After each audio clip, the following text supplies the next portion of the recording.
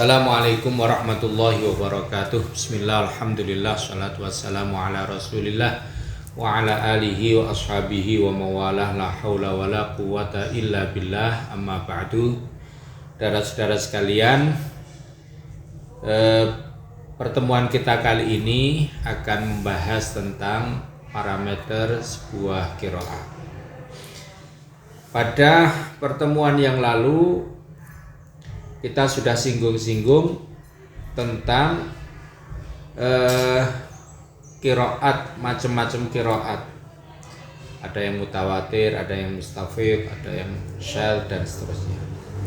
Nah, untuk menentukan sebuah qiraat itu apakah mutawatir atau tidak, sini ada ukuran-ukuran yang dipakai untuk membedakan antara satu qiraat dengan qiraat yang lain, apakah mutawatir ataukah syadz. Dan ukuran ini berkembang dari waktu ke waktu, dari masa ke masa, seiring dengan perkembangan fenomena yang berkait dengan qiraat. Kita temukan yang pertama kali membuat ukuran, membuat syarat tentang qiraah adalah Ibnu Mujahid. Kemudian diikuti dengan setelah itu Ibnu Khalawih. Kemudian diikuti dengan Imam Makki Ibnu Abi Thalib. Kemudian setelah itu ukuran yang disampaikan oleh Imam Al-Qawashi. Dan yang terakhir, dan itu kemudian menjadi ukuran yang baku, adalah ukuran yang disampaikan oleh Imam Ibnul Jazari. Dari kajian kita lihat Ibnu Mujahid yang pertama kali memberikan batasan tentang sebuah qiraah, di mana Ibnu Mujahid ini wafat pada tahun 324 Hijriah. Beliau memberikan ukuran bahwa qiraah yang mutawatirah, qiraah yang shahihah itu harus memenuhi dua syarat. Yang pertama, ayyakunal qari' mujma'an ala qiraatihi min qibali ahli misrihi. Sang qari' itu bacaannya harus diijma'i oleh masyarakat pada zamannya. Mujma'an ala qiraatihi fi min qibali ahli asri. Kemudian yang kedua, ijma' tersebut itu didasarkan pada ketercukupan ilmu yang berkait dengan qiraah, berkait dengan bahasa, itu harus tercukupi kedalaman kemampuannya dan kemurniannya.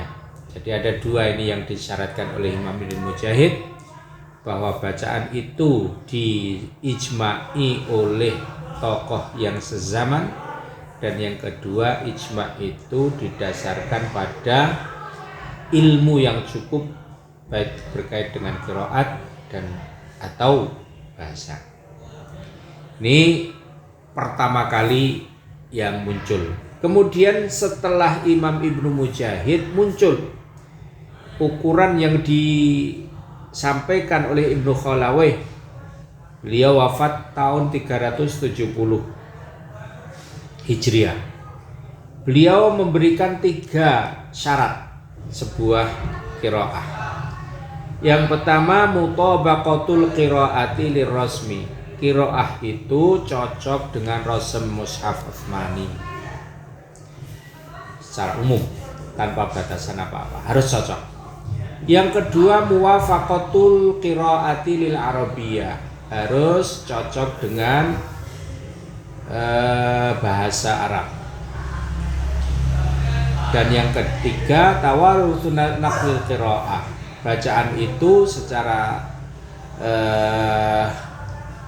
turun-temurun itu memang ada dinukil dari sebelumnya, dari sebelumnya, dari sebelumnya, dari sebelumnya.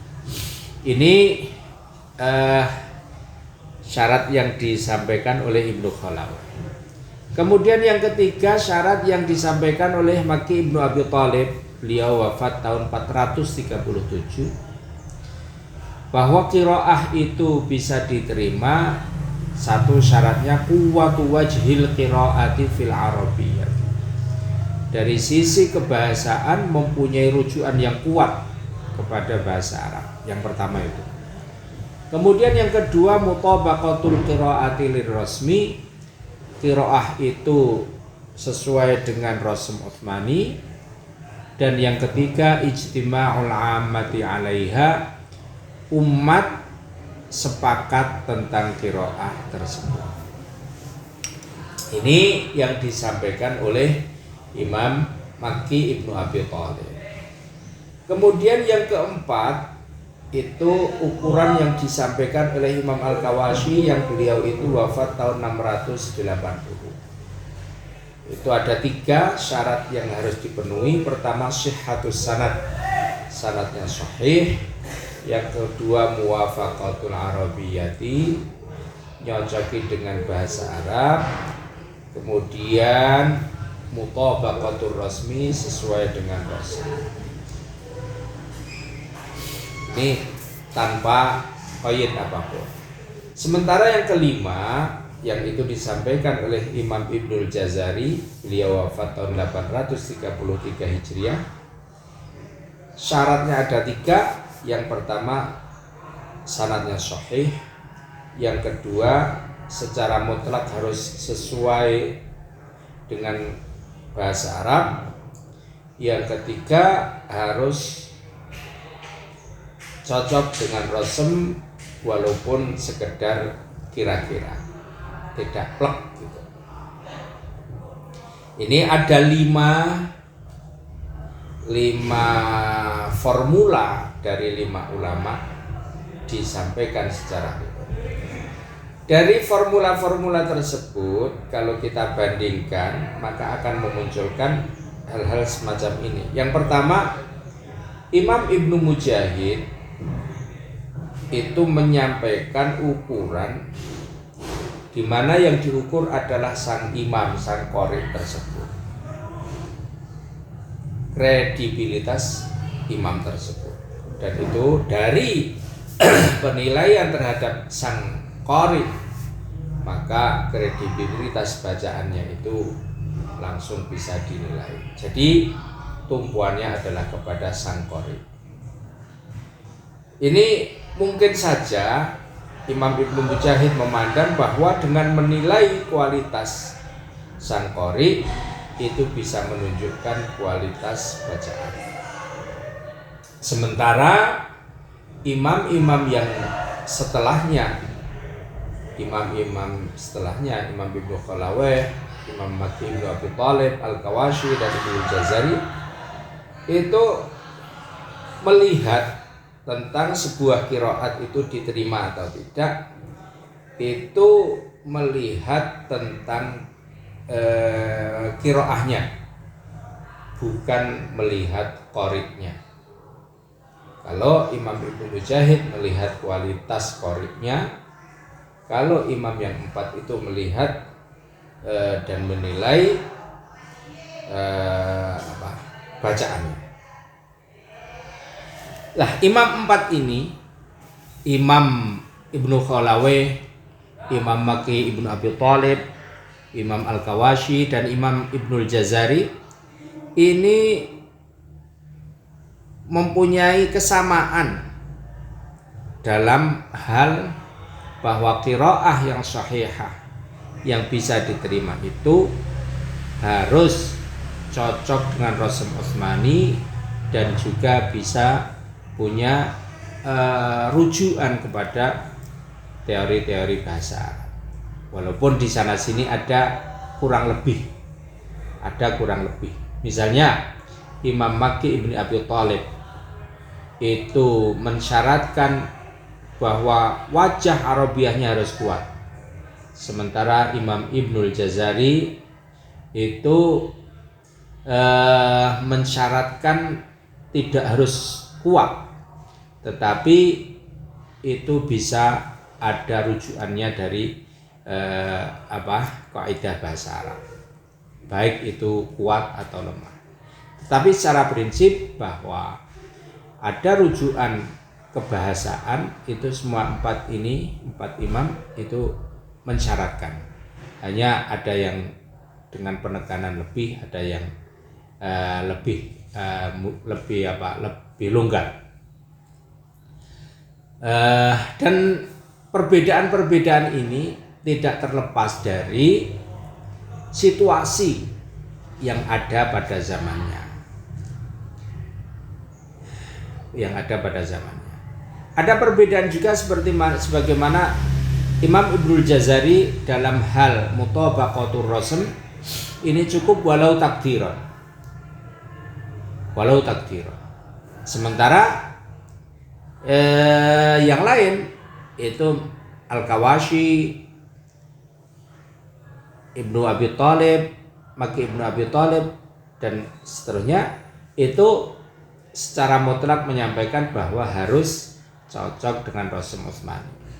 Tetapi Ibnu Jazari ada kelonggaran walaupun hanya takdiron. Misalnya Maliki dalam Fatihah, Ar-Rahmanir Rahim Maliki Yaumiddin, di mana semua mushaf Utsmani itu tanpa alif, tapi ini bacaannya pakai alif Maliki, dan itu masih bisa diakomodir oleh tulisan yang tanpa alif. Begitu Imam Ibnul Jazari, sehingga dalam hal mutabaqatur rasm ini Ibnul Jazari lebih longgar dibanding yang lain. Tetapi bahwa secara prinsip empat imam ini sama dalam masalah mutabaqatur rasm dan muwafaqatul arabiyyah. Kemudian yang berkait dengan pertama tentang sanad sahih. Itu langsung atau tidak langsung, itu semua imam itu harus ada sanad yang sahih. Misalnya Ibnu Mujahid dan Maki Ibnu Abi Thalib memberikan isyarah dengan ijma'u ahli Misr al-Misraini. Kemudian ittifaqul ammah, kemudian sihhatus sanad. Semuanya itu mengindikasikan bahwa qiraat itu harus ada sandarannya.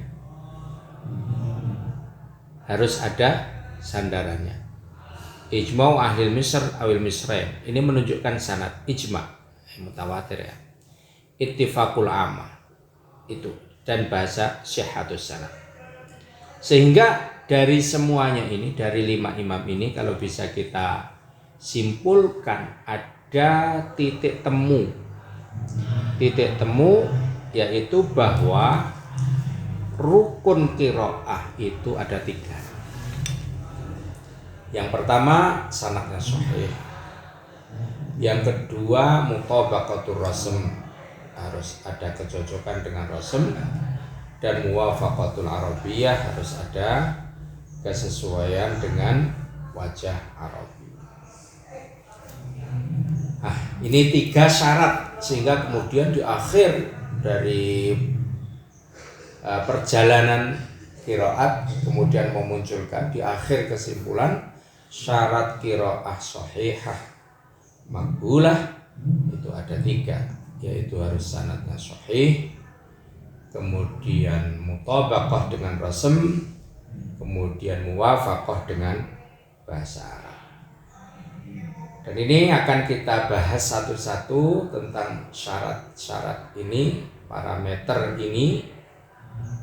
Yang pertama, tidak ada satu ulama pun yang berbeda pendapat bahwa qiraah itu harus bersanad dan sahih. Hanya kemudian di sana ada perbedaan antara satu dengan yang lain tentang seberapa jauh sanad sahih itu dibutuhkan, semacam apa. Ada pendapat yang mengatakan bahwa sanadnya itu harus mengindikasikan syuhrah, keterkenalan yang mempunyai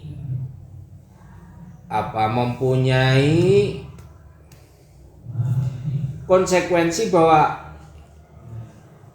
ada kepastian tentang benarnya riwayat itu, yang dalam bahasa lain itu istifadhah atau mustafid. Ini pendapat para muhaqqiqil mutaqaddim. Mustafid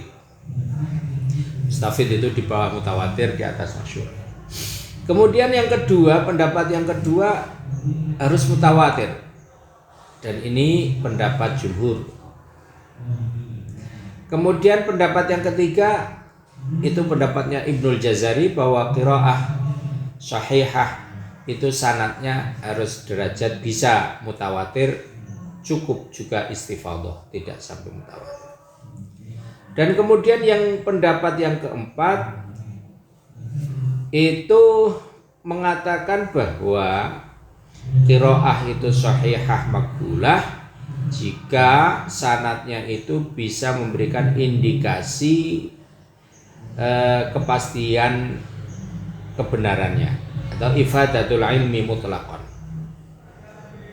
yakni bihi ayat ya sanad mufidan lil qat'i, bisa memberikan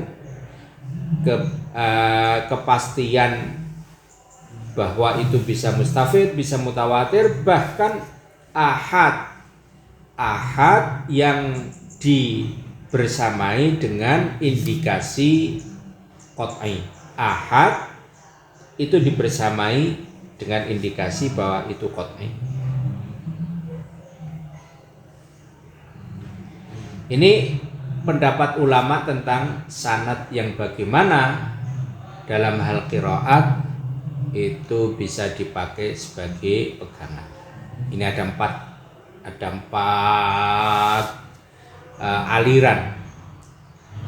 Para muhaqqiq mengatakan istifadhah,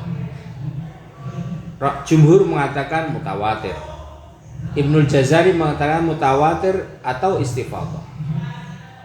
Yang keempat, cukup ahad bisa, tapi harus dibarengi dengan indikasi sebagai sesuatu yang qat'i. Dari sini, dari berbagai pendapat itu kita bisa mengambil kesimpulan, menarik kesimpulan bahwa semua ulama itu mensyaratkan sanad qiraah itu adalah mutawatir yang memberikan kepastian bahwa riwayat itu benar-benar berasal dan muncul dari Rasulullah Shallallahu Alaihi Wasallam. Sehingga kalau kita lihat lebih jauh, ulama tidak membedakan, tidak memilah antara Quran dan qiraah mutawatir. Karena Al-Quran tidak bisa dipastikan sebagai Quran kecuali dengan riwayat yang mutawatir. Yakni sebuah keyakinan bahwa apa yang dibaca itu adalah Quran. Ini yang berkait dengan sanad. Kemudian yang kedua adalah tentang mutabaqatur rasm. Setelah kita tahu tentang sanad apa, sanad itu apa dan bagaimana yang dimaksudkan dalam pembahasan ini, kita akan masuk pada yang kedua, pada apa yang dimaksud oleh ulama tentang mutabaqatur rasm, yang itu dibagai syarat, salah satu syarat pokok untuk memastikan sebuah qiraah itu mutawatir.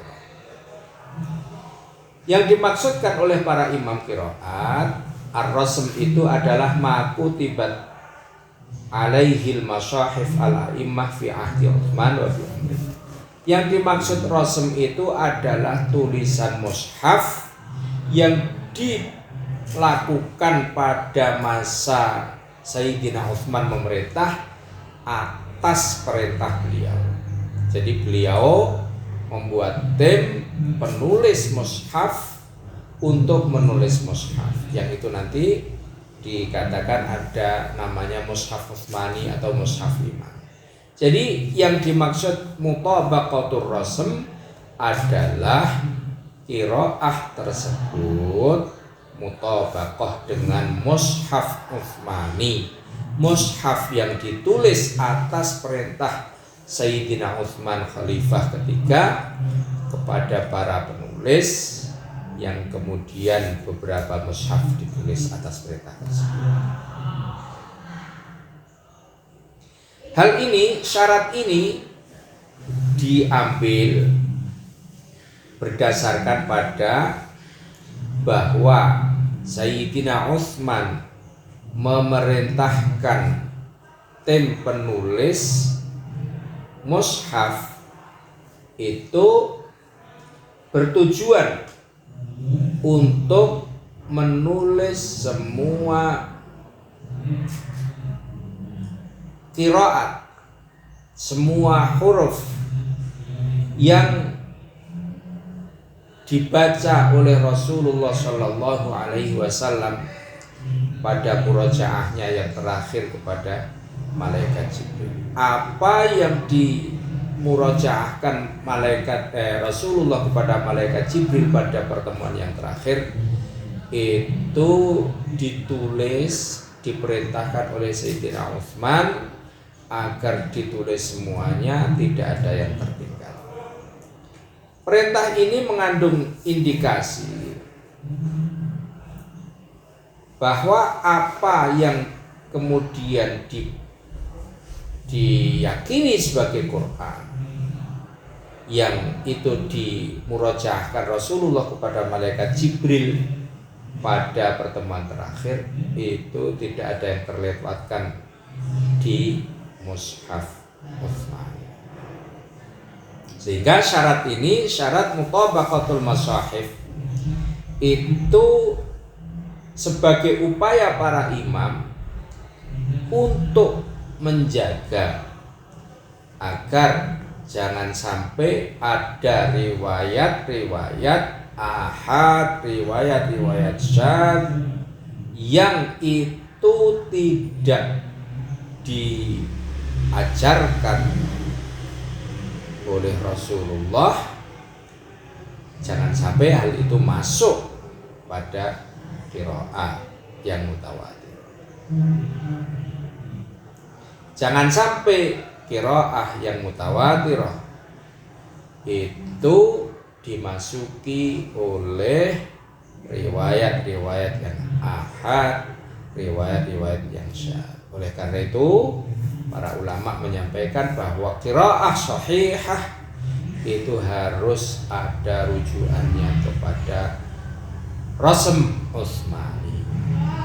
Karena rasm Utsmani itu mushaf yang ditulis atas perintah Sayyidina Utsman, itu memuat semua wajah yang dibaca oleh Rasulullah kepada malaikat Jibril pada pertemuan terakhirnya. Jadi kita ingat sekali lagi, ada perbedaan latar belakang dalam hal penulisan mushaf pada masa Abu Bakar As-Siddiq dengan pada masa Utsman, di mana penulisan mushaf pada masa Sayyidina Abu Bakar As-Siddiq itu dalam rangka untuk agar tidak ada yang tercecer, tidak ada yang hilang dari Al-Quran seiring dengan wafatnya para penghafal Al-Quran. Kemudian pada masa Sayyidina Utsman, karena perkembangan wilayah Islam, kemudian semakin banyaknya orang yang masuk Islam dengan kemampuan yang berbeda-beda, termasuk dalam hal membaca Al-Quran kemampuan yang berbeda-beda, karena mereka mempunyai dialek yang berbeda-beda, maka usaha yang dilakukan oleh Sayyidina Utsman itu untuk memastikan tentang Quran, jangan sampai Al-Quran itu kemasukan riwayat-riwayat yang ahad, riwayat-riwayat yang syadz, bahkan riwayat yang tidak ada sanadnya sampai Rasulullah. Itu motivasinya. Sehingga para ulama kemudian memberikan syarat ini, bahwa yang diterima riwayat adalah riwayat yang ada rujukannya pada Mushaf Utsmani.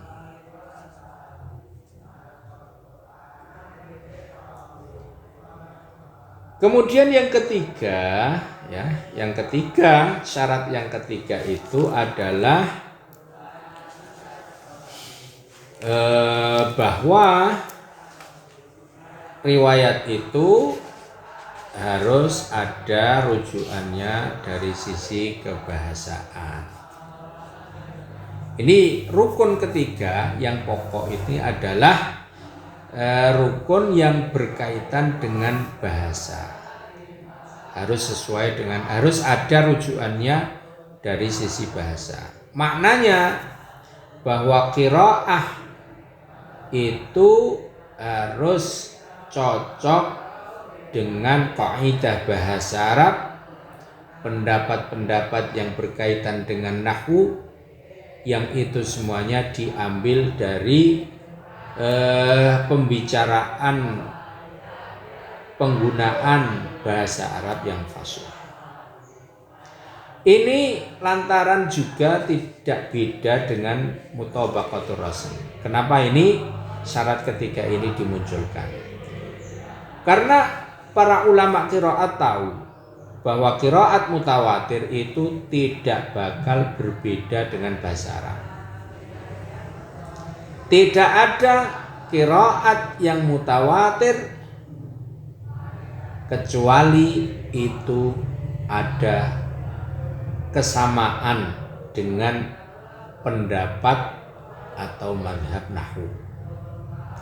Sementara qiraat yang syadz itu di sana terbuka kemungkinan berbeda dengan kaidah nahwu. Nah, dalam rangka untuk mengeluarkan qiraah syadzah dari lingkungan qiraah mutawatirah dan menjaga riwayat yang mutawatir dari tercampur dengan syadz, maka syarat ini dikemukakan. Sehingga ini untuk memastikan bahwa qiraah itu benar-benar Al-Quran, karena Al-Quran tidak mungkin berbeda dengan bahasa Arab yang shalih, bahasa Arab yang fasih. Ini bukan berarti bahwa Al-Quran tunduk kepada kaidah nahwu, bukan berarti begitu. Bukan berarti Al-Quran itu tunduk kepada kaidah nahwu, diatur oleh nahwu. Bukan berarti begitu. Kalau maknanya syarat ini menjadi Al-Quran harus tunduk dengan kaidah nahwu, tentu di sana tidak akan ada diskusi panjang antar para ahli nahwu. Tidak akan ada diskusi yang cukup jelimet dari para ahli nahwu dalam menyikapi bacaan-bacaan Al-Quran. Dan ternyata ada, di mana misalnya ya ayyuhalladzina amanu ya ayyuhannas taqu rabbakumul ladzi khalaqakum min nafsin wahidah wa khalaqa minha zawjaha batsa minhuma rijalan katsiran wa nisaa wattaqullaha alladzi tasaaluna bihi wal arham. Wal arham ada yang baca wal arhama, ada yang baca wal arhami. Nah, ini terjadi diskusi panjang sekali. Di antaranya adalah bisakah isim zahir itu diatofkan kepada isim dhamir? Terjadi diskusi panjang. Tetapi dalam bacaan Al-Quran itu ada yang baca wal arhama, wattaqullaha berarti atof kepada lafzul jalalah yang mansub. Ada wattaqullaha alladzi tasaaluna bihi wal arhami. Wal arhami ini atofnya kepada dhamir yang fi mahalli jarrin. Nah, ini di sana terjadi perdebatan yang sangat panjang, dan itu kemudian memberikan pembenaran kepada nahwu bahwa isim zahir itu bisa atof kepada isim zahir juga, bisa juga atof kepada isim dhamir. Dasarnya qiraah wal arhama dan wal arhami. Jadi kita jangan salah paham, bukan berarti kecocokan itu kemudian sebagai turunannya itu berkesimpulan bahwa Al-Quran itu tunduk kepada nahwu, bukan, tapi nahwulah yang tunduk dengan Al-Quran. Dan kalau bicara tentang mutawatirah itu dipastikan tidak ada yang menyalahi aturan nahwu. Jadi kalau begitu kita bisa mengambil kesimpulan bahwa syarat ini merupakan upaya antisipasi dari para ulama agar dipastikan bacaan-bacaan itu adalah bacaan-bacaan yang memang punya rujukan yang benar kepada bahasa Arab yang fasih. Wa fi dhawihi nudriku aidan anna ma waqa'a fihi ba'dun nuhat min mufaraqatin fi hadzal majal la yamassu hadzal syart min qaribin aw ba'idin hatta yadda'i ila ilghaihi kama nada bihi ba'duhum, dan itu seterusnya. Inilah saudara sekalian parameter yang dipakai para ulama untuk memastikan qiraah itu mutawatir atau tidak. Dari awal tadi kita sudah bicarakan tentang 5 konsep syarat, dari mulai Ibnu Mujahid sampai Ibnu Jazari kita sudah kupas sekilas. Kemudian kita ada kesimpulan tentang syarat qiraah sahihah, dan juga kita sudah sampaikan sekilas tentang maksud yang tujuh dari syarat-syarat tersebut. Semoga ada manfaatnya. Assalamualaikum warahmatullahi wabarakatuh.